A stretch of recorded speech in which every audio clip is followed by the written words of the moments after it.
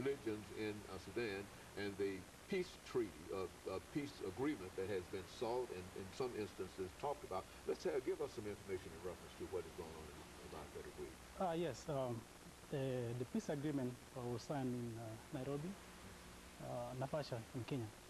So this was to bring the government in the north and the Sudanese, which is mostly Christians, enemies, and the northern Muslims, to at least to realize a peace in a peaceful Sudan. And in the agreement, there were two important things that I will talk. One was the general election, and the second was the referendum, which will take place next year, early January. So the general election was conducted in April. This was to, like I said before, that Sudan was being a country ruled by authorities. There have been a lot of killings, ethnic cleansing, and so the most important thing with the election of this comprehensive peace agreement was to transform the nation into a democratic nation. So when they did the general election in April, was that so that people elect their leaders, people who they know that they have to be in power to help their situations, who can render them services for the well-being of the societies. And the general election was conducted, and then the incumbent president, who is President Omar al-Bashir, from the north, was able to win the general election. But the results were not recognized. There was a lot of fraud and irregularities in the general election.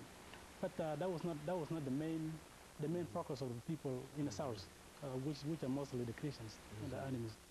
What's most important is in the CPA to the people of the south was the referendum, which will take place next year. In the referendum, these people are going to vote, which is the people of the south, not Sudan as a whole.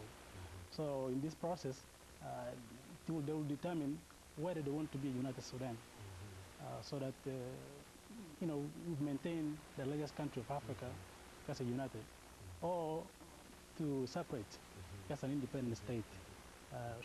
This is the most important thing in the CPA, in the comprehensive peace agreement, which was signed in 2005.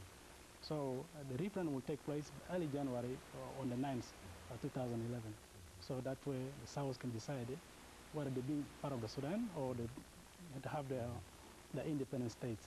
Now, now there's also an economic base to this division. Certainly there's religious division between Islam and Christianity here, but there's also oil on one end and no oil on the other end. Is that right? And now, why don't you explain that situation? Because I think that plays a significant role in reference to it, as you undoubtedly know.